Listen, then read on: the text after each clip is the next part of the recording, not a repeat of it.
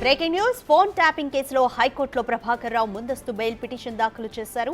తనకు 65 ఏళ్ల వయసుందని, అనారోగ్యంతో బాధపడుతున్నానని ఈ పిటిషన్లో పేర్కొన్నారు. తాను వైద్యం కోసమే అమెరికా వెళ్లానని, నాంపల్లి కోర్టులో మెమో దాఖలు చేశానని తెలిపారు. తనకు ఏ రాజకీయ పార్టీతో సంబంధాలు లేవని, అమెరికా వెళ్లినప్పటికీ దర్యాప్తు అధికారితో టచ్లో ఉన్నానంటున్నారు. ఈ కేసులో పోలీసులు ఛార్జ్షీట్ దాఖలు చేశారు కాబట్టి తనకు ముందస్తు బెయిల్ మంజూరు చేయాలని పిటిషన్లో పేర్కొన్నారు.